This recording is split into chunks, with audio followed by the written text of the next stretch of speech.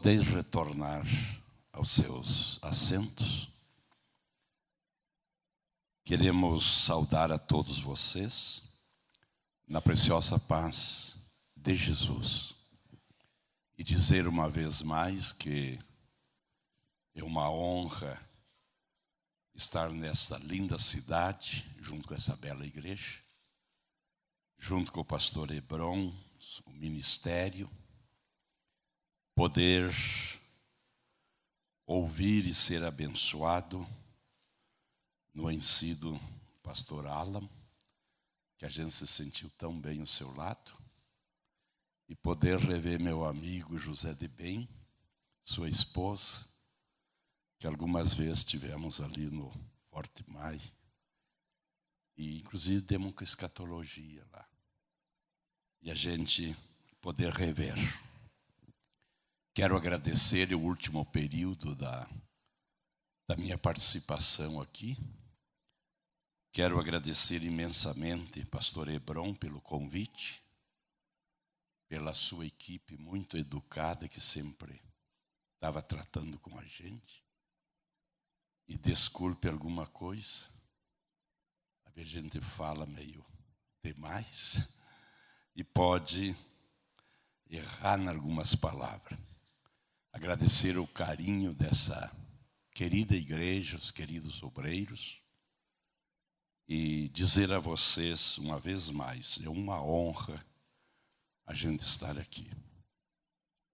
Vamos voltar a ler os 2 versículos que nós temos usado como base em escatologia, de Isaías, capítulo 45, versículo 11. Isaías 45, versículo 11, nos diz: assim diz o Senhor, o Santo de Israel, aquele que o formou. Perguntai-me as coisas futuras, demandai-me acerca de meus filhos, acerca da obra das minhas mãos. Já repeti várias vezes que esse versículo é 100% escatológico. Escato é futuro, logia é estudo. Então, irmãos, escatologia é o estudo das coisas futuras. E aqui esse versículo, Deus nos dá o direito de nós perguntar a Ele, através da sua palavra, sobre as coisas futuras, sobre o fim nosso, ou melhor dizendo, o futuro nosso. Depois dessa vida, o que vai ser de nós? E das obras das suas mãos, da sua mão, que é o universo em que nós vivemos, o processo que ele vai passar.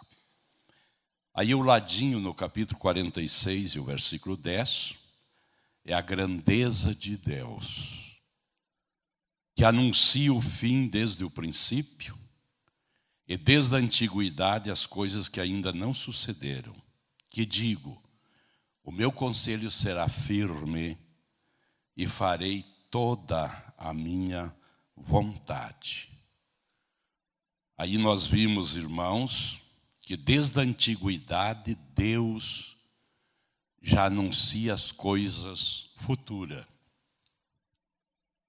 E as coisas que não existiam, Deus já revela que elas vão existir.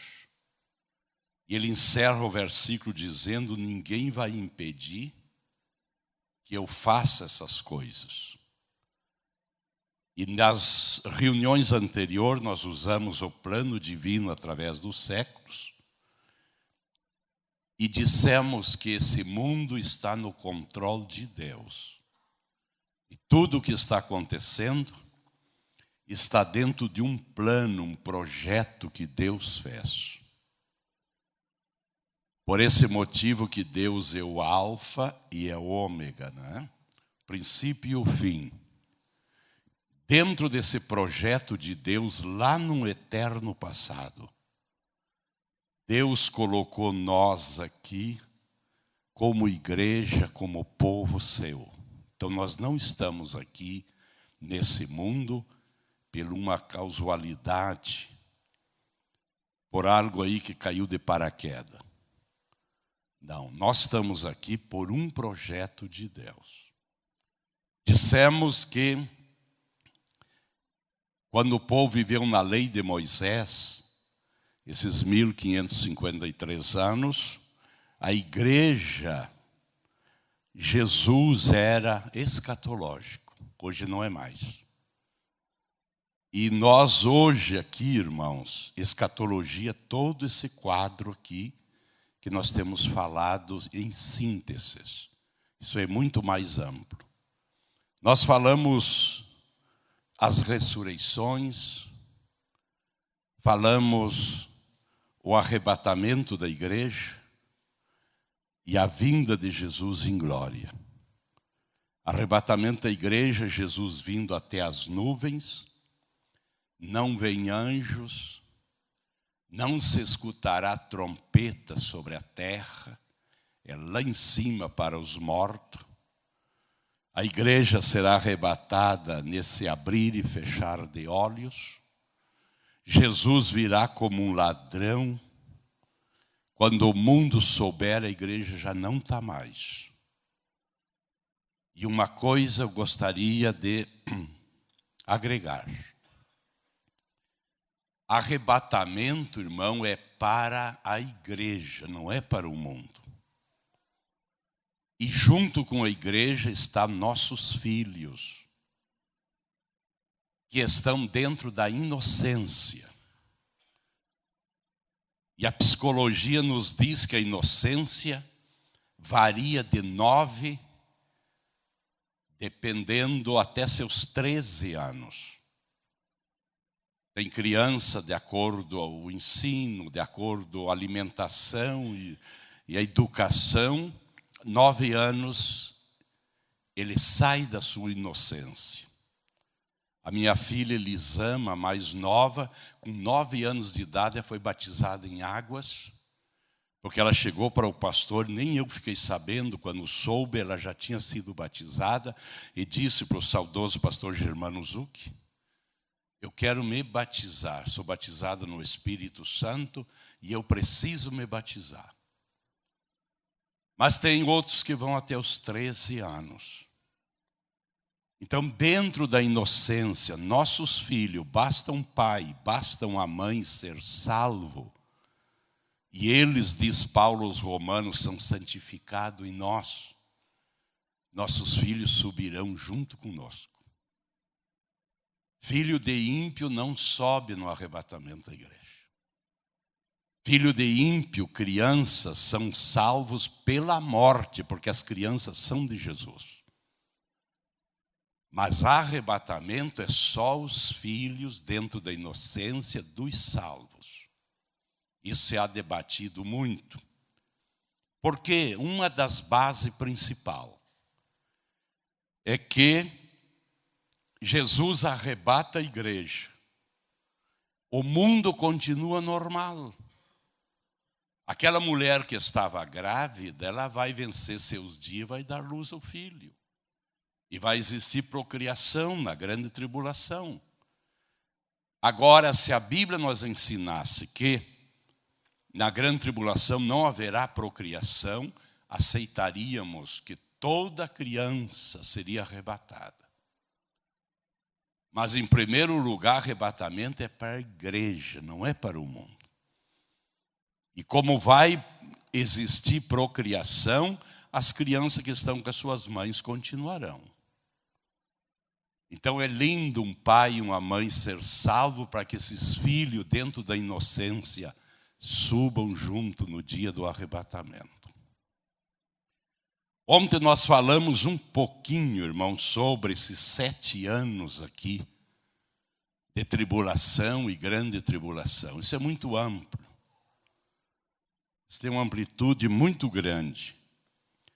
Falamos então sobre o arrebatamento e a vinda de Jesus em glória. Mas vamos falar um pouquinho, irmão, sobre enquanto aqui na terra estará acontecendo o que nós falamos ontem, guerra do Armagedon, desespero das nações, a igreja estará, irmão, num ambiente fantástico. Então a igreja será arrebatada, será recebida no átrio por Deus Pai. Ali Jesus vai apresentar a igreja para o Pai. E não só a igreja, senão todos que ressuscitaram do Antigo Testamento até a grande colheita geral que nós já estudamos. E desse átrio, depois do átrio, tem o tribunal. Eu falei ontem que na Bíblia Jesus usa 4 tronos. Desde que ele ali, subiu aos céus, ele está à direita do Pai, no trono sacerdotal que fala aos hebreus. O dia do arrebatamento, ele abandona esse trono e nunca mais volta. Ele vem até as nuvens, arrebata a igreja e se senta no segundo trono, que é tribunal. Quando a Bíblia fala o trono tribunal, não é para julgar quem é ou não salvo. Porque no tribunal só passa salvos. Depois, no final de uma festinha de 7 anos, ele vai descer e usar o terceiro trono que falamos ontem, que é das nações de glória na terra. E no final do milênio, o 4º e último trono, que é o grande trono branco. Então vamos falar um pouquinho de nós aqui, irmão. Um dia, nós sendo fiel, vamos estar diante desse tribunal. E diante desse tribunal nós seremos coroados. Eu gostaria de falar das 5 coroas que ali se receberá, mas os horários não nos deixam. Mas ali seremos coroados. Ali aparecerá nossos anos de serviço para Deus. Agora o dia 17 de novembro vai fazer 60 anos que fui batizado em águas. Como eu disse, nunca me desviei e nunca fui disciplinado. Naquele tempo a gente, como jovem, fazia adolescente, as artes da gente. Mas na ceia a gente vinha na frente e tinha que pedir perdão e contar o que a gente fez. Aí a igreja nos perdoava e a gente escapava da disciplina. Então nunca fui disciplinado. Então, irmãos, todos nós temos uma malinha de obras. Apocalipse nos diz que ao morrer a pessoa, as suas obras lhe acompanham. Porque é uma malinha, essas obras não se desprendem de nós. Hoje um pecador morre, um salvo. Vamos usar o pecador, ele morre hoje, ele tem que ir lá no sacerdotal. Seu nome está lá ou não. Se está, ele fica com Cristo, senão ele tem que descer para cá. Além dele não ter o seu nome escrito, ele vai ter que abrir uma mala de obras. Eu vi um pregador dizer que nesse trono aqui, Jesus agarra um e atira céu adentro, agarra outro e atira inferno adentro. Ninguém está no céu sem saber por que estou nos céus. Ninguém está no inferno sem saber por que estou no inferno. Aqui, irmão, será bem esclarecido. E Jesus vai dizer, além de você não ter teu nome aqui escrito, abra um pouquinho aí a tua mala para nós ver. E o pecador, quando abre essa mala, eu estou parafraseando, não pregue assim. Deus tem que tapar suas narinas. Porque vai sair uma podridão das suas obras, porque elas o acompanham. E ali, irmãos, os políticos vão sofrer um pouquinho. Quando abria, vai sair um mau cheiro de mensalão. Que mais? Petrolão. As propinas, né? As tantos que morreram nas filas dos hospitais pelo roubo que eles fizeram. Não sei se vocês se lembram de uma mulher que foi ministra do ensino, da cultura, que roubou a merenda. Vocês se lembram, né? Roubou a merenda das crianças. As crianças não puderam 6 meses ter merenda na escola porque a tipa roubou, diz o espanhol. Um dia, irmãos, vai aparecer ali. O pecador, quando morre, ele dá coice nessa mala, desculpe a expressão, para que a mala das obras não lhe siga. Mas elas vão seguir. O salvo é distinto. O salvo, ao morrer, ele vai em busca da sua mala. Eu preciso da minha mala. Porque aqui dentro está meus dízimos. O que mais? Minhas ofertas. O que eu fiz pela missão. O que mais? Me ajude. Auxílio aos órfãos.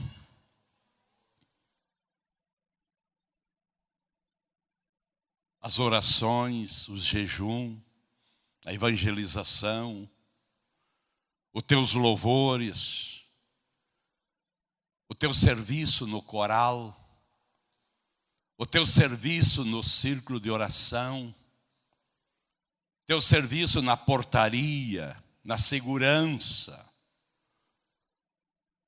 Tudo vai estar dentro da nossa malinha. Por isso que o salvo, ao morrer, eu preciso da minha malinha. E ali estará o Senhor sentado no seu trono sacerdotal. E ali nós vamos chegar, irmãos, com a nossa malinha. Alguns com a malinha meia vazia. Porque diz que o dízimo era da lei. Porque Jesus não precisa de dinheiro. Porque nunca evangelizaram.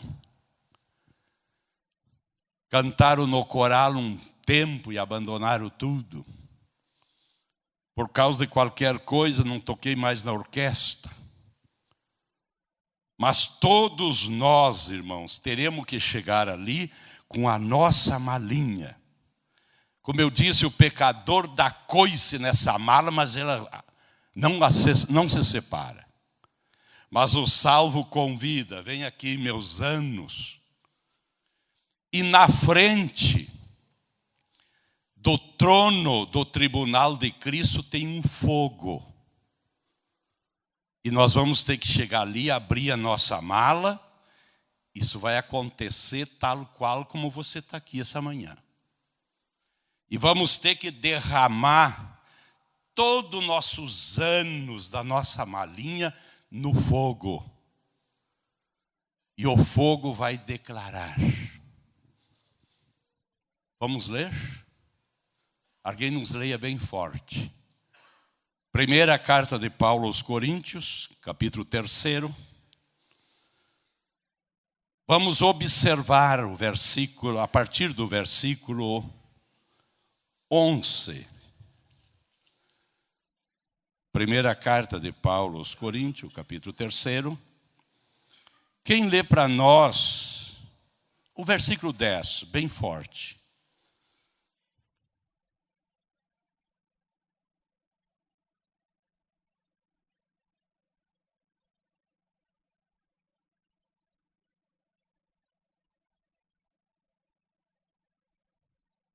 Paulo disse, eu como um perito arquiteto, fazendo uma metáfora, o que eu fiz a vocês na cidade de Coríntios?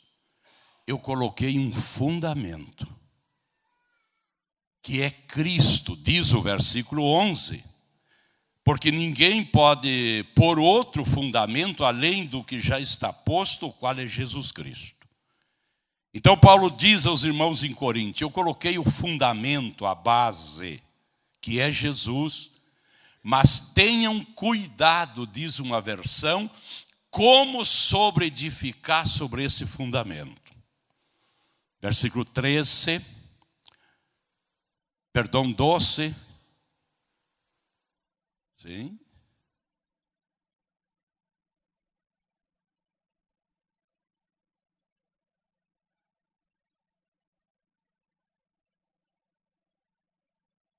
Quantos material? 6 material. Sobre esse fundamento, se alguém construir com ouro, com prata, com pedra preciosa, com madeira, feno ou palha. Versículo 13.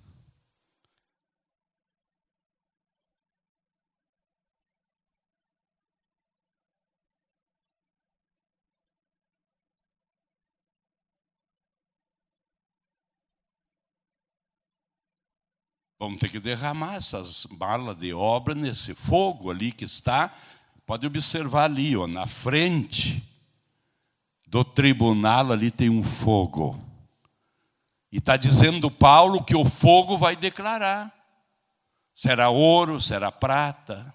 O que era? As nossas obras. Versículo 14.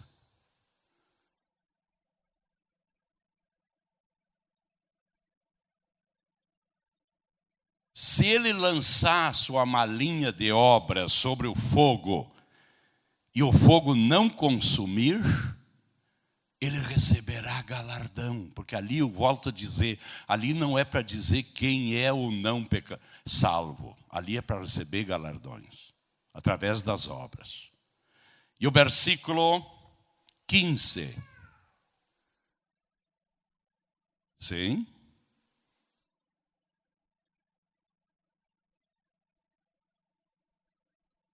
Sofrerá.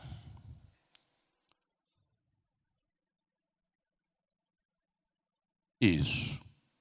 Se ele derramar sua malinha de obra ali, e o fogo queimar com tudo, sobrou nada, ele passará para o outro lado, e vai dar uma olhadinha e diz: mas não sobrou nada.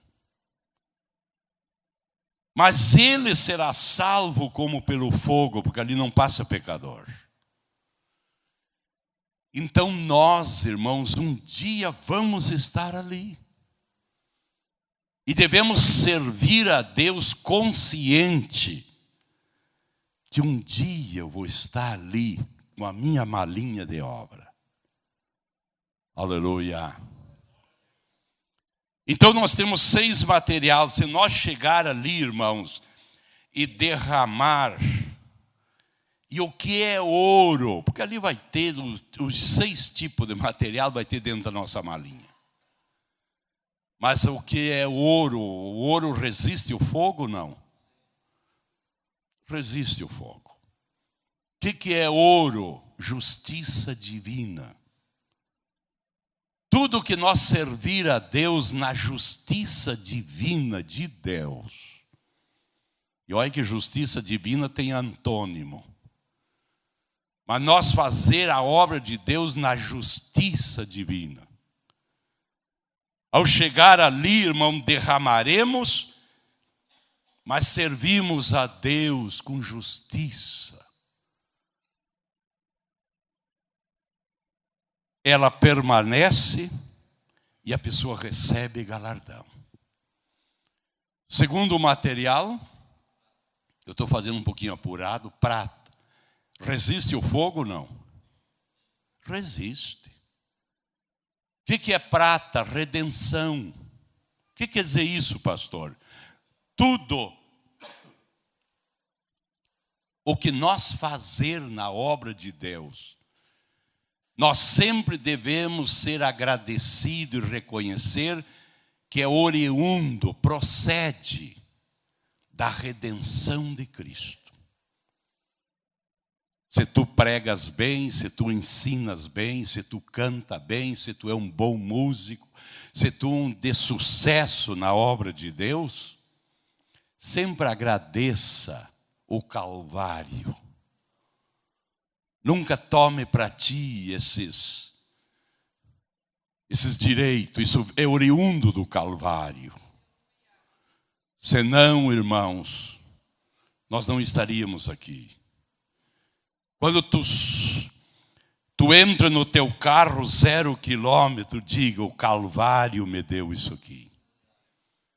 Quando tu vai lá e tira um extrato na poupança, diz, mas está bonito esse assunto aqui. Graças a Deus ao Calvário.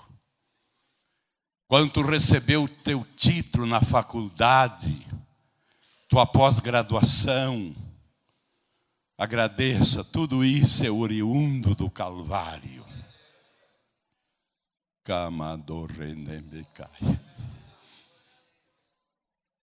Sempre que existia esse reconhecimento, isso que tu faz na obra de Deus tem galardão. Deus não dá sua glória a ninguém. Terceiro material. Aguenta o fogo ou não? O que é pedra preciosa? Testemunho sólido. No lar, no trabalho, na faculdade, lá no negócio, nos seus negócios, da sua empresa, no seu bairro, lá no... Como é que é aquele assunto de dívidas? SPC. Misericórdia, né? Eu não posso comprar nada fiado porque eu estou no SPC. Lá não é lugar de crente. Testemunho sólido, irmão. Esse testemunho que o cristão deve dar e vai para a sua malinha. O nosso testemunho glorifica a Deus ou envergonha a Deus. E eu derramar ali, era pedra preciosa. Tem galardão. Quarto material, madeira. Resiste o fogo ou não? O que é madeira, irmãos? É vanglórias. A pessoa é salvo. A pessoa serve a Deus. Mas encheu a malinha dele de madeira. De vanglória, quando chegar ali, ao colocar o fogo queima tudo. Porque serviu a Deus com vanglória. Tu viu o meu dízimo que eu dei esse mês? Isso não é o meu dízimo, esse pastorzinho aí já passa fome. Tu viu a minha voz lá no coral?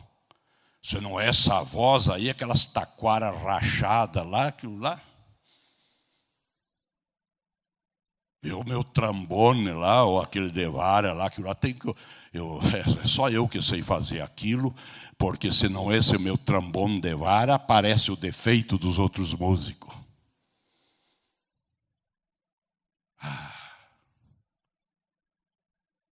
Vamos parar por aqui, né? Aqui não há esse assunto, mas lá no Rio Grande é comum nas nossas igrejas. Toda pessoa que faz isso, irmão. Tu viu minha mensagem que eu preguei ontem? Que isso aí é só eu que prego. Não é? Vanglórias. É lindo a gente sentar para escutar. Até nossos filhos ministerial.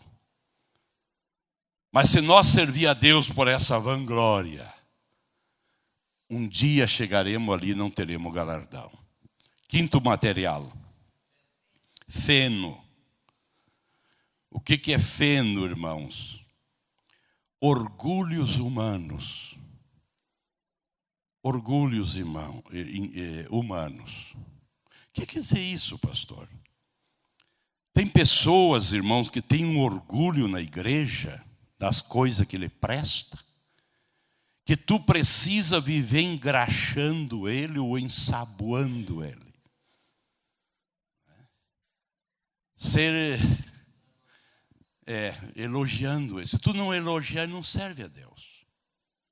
Ele faz qualquer atividade na igreja, o dirigente tem que dizer, eu vou usar um nome que já usei em outros lugares, que é difícil ter na igreja o irmão tunico. Não tem tunico aqui, né? Então dá para nós, como diz o gaúcho, rasgar o bacheiro. O tunico na igreja. O tunico faz qualquer serviço na igreja, voluntário. Tu tem que depois no culto dizer, tunico, fica aí em pé. Tunico fica lá. Esse é o nosso tunico. Tu tem que dar uma engraxada no tunico. Senão ele não faz mais o serviço. Tem um congresso de jovem, ou circo de oração, atividades na igreja, o tunico está lá na cozinha, fazendo pastel e cozinhando e trabalhando com um avental branco, um gorro, que não sei como é que se chama aquilo. Mas o tunico, irmão, trabalha 3, 4 dias, que é fantástico. Aí chega o encerramento do congresso. E aí vem uma luta para os pregadores de congresso. Eu parei de pregar em congresso. Desculpe a expressão, mas é uma encheção de linguiça que dá medo, irmão. Aí o dirigente do jovem, do ciclo de oração, queremos agradecer o fulano. E agradecer o mingano. E fica 8, 10 minutos meu pregador. Vai agradecer na próxima ceia do Senhor, onde está a igreja.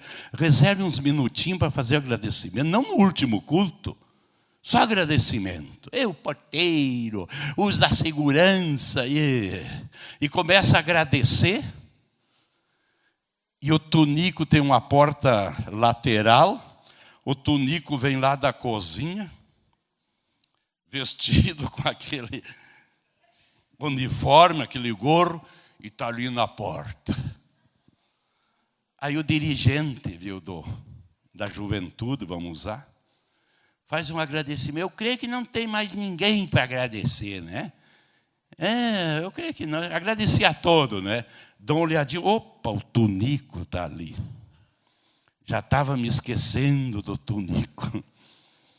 Tonico, entra um pouquinho mais para cá. Tonico ali. Esse é nosso cozinheiro. Esse é o que fez aquele pastel. Esse que fez aquele churrasco. Tu tem que engraxar o tonico, já está um pouco engraxado lá da cozinha. Mas tu tem que engraxar um pouco mais. Se tu não fazer isso, o tonico se desvia. Sai dali brabo e vai lá na cozinha, mas nem falaram no meu nome. Tira aquele gorro e arranca aquele. Eu não venho, não apareço mais aqui. O tunico é salvo ou não? Sim ou não? É salvo. Mas o dia que o tunico chegar ali, queimou tudo. Não terá galardão. E qual é o sexto material? O fogo queima ou não? E como queima? E o que é palha, irmãos? Palha é interesses humanos. Pessoa serve a Deus por um interesse humano. Eu creio que as notícias chegou até vocês de um pastor que tivemos que tomar atitude no Rio Grande, ganhando 70 mil por mês. Pense um pouquinho, irmão. Ganhou dos deputados? Eu creio que até o sogro e a sogra também tinham salário. Serve a Deus por um interesse. A Bíblia diz que o obreiro é digno do seu salário, que vem lá do sal. Mas eu gosto do latim, porque o latim diz que o obreiro é digno de uma prebenda para viver dignamente. Dignamente. Mas não, irmãos, caminhos equivocados que tem. Eu fui pastor presidente. Eu tive que um dia parar de convidar cantores, cantoras, porque era uma vergonha, irmão. Agora, esse dia apareceu uma cantora da nossa Assembleia de Deus, da minha cidade. Ela não procurou igreja. Ela alugou um centro de evento e lançou uma propaganda, porque se não der 100 mil reais para ela cantar uma noite numa igreja, é melhor ir lá no centro de evento e cobrar. Teve um pregador que apareceu na minha cidade, cobrou 150 reais por cada pessoa para assistir ele pregar. Mas imagine um pouco. Quando eu era pastor na cidade de Carazinho, já faz uns anos atrás, o dirigente jovem escutou um pregador num certo congresso e apresentou ele para que ele fosse o nosso pregador. E aí me apresentar, não, mas eu conheci tal, e venha então. E quanto ele vai cobrar? Ele tem a passagem de avião, o hotel, e ele quer mais 2 mil reais. Digo, não, pode vir. Irmão, veio, era um enchedor de linguiça que dava medo, irmão. Abrace e largue, abrace de novo. Segunda-feira ninguém soube o que se aproveitou. Aí se ele tinha o voo dele ali em Passo Fundo, no aeroporto, ali está 40 quilômetros. De manhã eu estou na minha sala, me chega o dirigente jovem com o copastor, com o cabelo em pé. Pastor, estamos com um problemaço. Qual é o problema? Pagamos a passagem, pagamos o hotel e tal. E dá aquele 2 mil reais por mensagem. E eu pensei que era o total que iria cobrar. Mas 2 mil por mensagem. Pregou 3 mensagens, 6 pau. Dizia, ele está aí, está brabo, quer chamar a polícia. Digo, manda ele entrar. E ele entrou na minha sala e já entrou com o celular na mão. O senhor me paga meus 6 mil, ou senão já estou aqui chamando 190 aqui. Digo, não, fique tranquilinho, meu filho, não faça isso. Nós somos crentes e não rebaixa um centavo. Ninguém está te pedindo para rebaixar. Eu quero te agradecer pela tua estadia. Chamei o tesoureiro, os jovens não tinham, e pedi para ele pagar. E como diz o castelhano, que te vaya bien. Que te vaya bien. Cantora, irmão, nós tivemos um problema com uma cantora. Olha, o meu hotel, a minha cidade tem uma rede de hotel que dá inveja. Mas ela queria um tipo de hotel que nós fomos conseguir a 300 quilômetros da cidade de Santa Maria. Sabe uma coisa? Diga que depois, quando ela viu a distância, aceitou. Mas nos custou, e já faz um tempo atrás, bem uns anos, 20 mil reais. Que foi outro golpe que nos deram. E não bastando isso, ela pediu para o dirigente, já nos últimos dias, preciso de 4 passagens aéreas. E por que 4? Uma para mim, outra para o meu esposo, outra para minha babá e outra para o meu segurança. Mas o segurança dela, um moreno, parecia um roupeiro, irmão. E não faltou tinta, não economizaram tinta para pintar esse moreno. E ficou ao pé da escada. E ela, nós não sabíamos, ela estava com 7 para 8 meses de gravidez, começava a cantar e não dava. E aí desmaiava e o morenão tinha que abraçar e sair os tombos com ela. Mas num ginásio. Mas o que nos salvou foi o meu filho ministerial da Argentina, irmão. que a gente convidou para ser o pregador, que ficou no meu lugar, que assumiu a nossa escola na Argentina. Deus usou esse moço e salvamos o congresso. Essa pessoa é salva ou não? Há poucas cabeças aqui. Mas o dia que chegar ali, irmão, é palha, é só interesses humanos. E seu João, pare que tu já passou do horário, né? A gente podia, mas temos um horário para obedecer. Eu quero agradecer a vocês uma vez mais. Eu quero dizer que você nunca mais esquecerá esse assunto. Guarde contigo. Pendure no teu pescoço. Um dia nas encruzilhadas da vida, esses assuntos que você escutou aqui vai te servir e vai te ajudar. Em pé. Coloque a mãozinha no coração. Querido Jesus, eu intercedo por essa querida pessoa.